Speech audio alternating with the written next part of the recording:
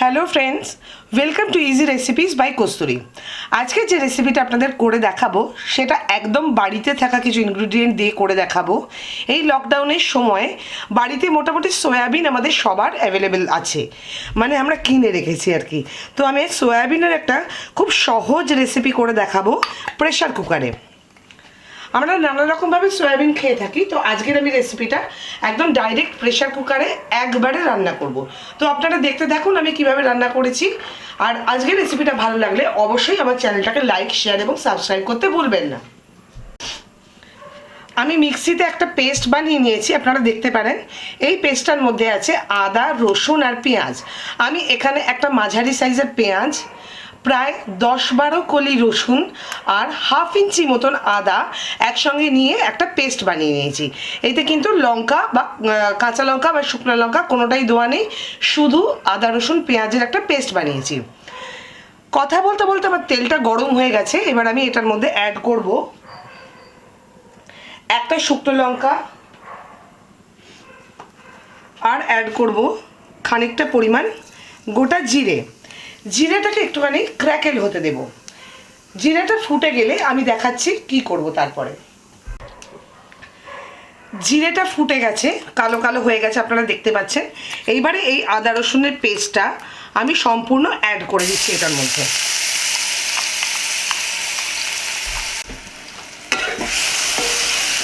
আদা রসুনটাকে হালকা করে ভাজা ভাজা করে নেব আমি।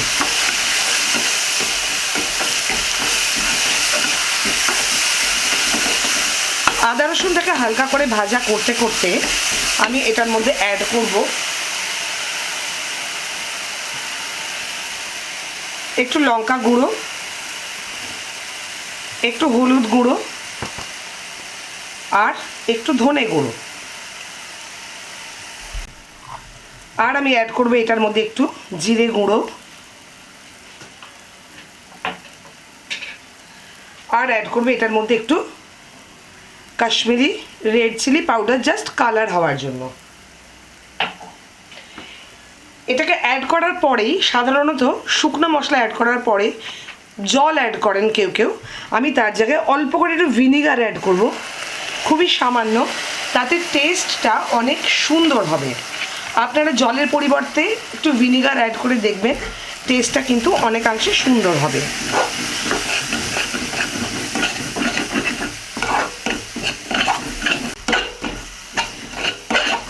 মশলা থেকে বেশ সুন্দর একটা গন্ধ বেরোচ্ছে, তখন আমি এটার মধ্যে অ্যাড করব একটু টমেটো কেচাপ। কারণ আমার কাছে বাড়িতে টমেটো নেই, টমেটো থাকলে আমি টমেটো পেস্ট করে দিতাম, কিন্তু যেহেতু টমেটো নেই তাই আমি এটার মধ্যে একটু টমেটো কেচাপ অ্যাড করে দিলাম।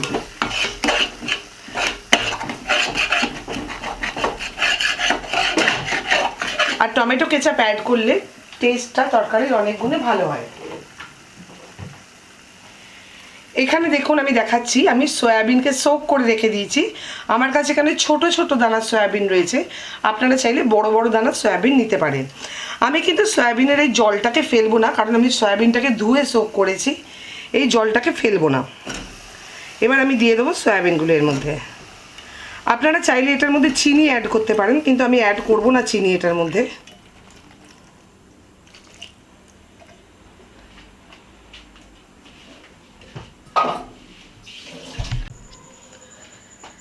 সয়াবিনটাকে অ্যাড করে দিয়েছি, দিয়ে আঁচটাকে একদম ফুল ফ্লেমে করে দিয়েছি। এবার আমি এর মধ্যে অ্যাড করবো একটা গোটা ছাড়িয়ে রাখা আলু। আলুটাকে দিয়ে দিলাম। এই লকডাউনের সময় বাড়ির মহিলাদের অনেক কাজের চাপ, কাজেই একটু শর্টকাটে রান্না হলে খুবই ভালো হয়। আমি যখন রান্নাটা কমপ্লিট করব তখন দেখাবো আপনাদের কত সুন্দর দেখতে হলো। মহিলাদের কাজের খুবই চাপ, এই সময় একটু শর্টকাটে রান্না হলে তাদেরও সুবিধা হয়, কিন্তু টেস্টি রান্না হতে হবে। তাই এইভাবে আমি আজকে সয়াবিনটা প্রিপেয়ার করছি। আমি এটার মধ্যে অল্প একটু গরম মশলা দেব,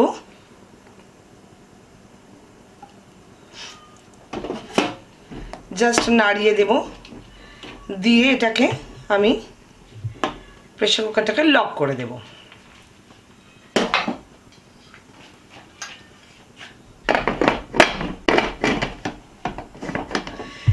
প্রেসারটাকে লক করে দিয়ে, প্রেশার কুকারটাকে লক করে দিয়ে আমি আঁচটাকে মিডিয়াম ফ্লেমে রেখে দেব। দিয়ে আমি এটাকে প্রায় 3টে সিটি আসা অবধি সিটি লাগাবো। তারপরে আমি 3টে সিটি আসার পরে প্রেশারটা রিলিজ হওয়ার পরে আমি আপনাদেরকে দেখাচ্ছি খাবারটা কীরকম তৈরি হলো। এখানে প্রেশার কুকারটা মোটামুটি 3টে সিটি মেরে দিয়েছে। আমি এখানে প্রেশার কুকারটা খুলে নিয়েছি, কিন্তু আমি একটা ভুল করেছি, আমি নুন দিতে ভুলে গেছি। তাই নুনটা আমি এখন এটার মধ্যে অ্যাড করে দেব। আমি এটার মধ্যে অ্যাড করব প্রয়োজন মতো নুন। দেখুন কি সুন্দর হয়ে গেছে, আমি এখানে গন্ধটা পাচ্ছি, গন্ধটা খুব সুন্দর বেরোচ্ছে।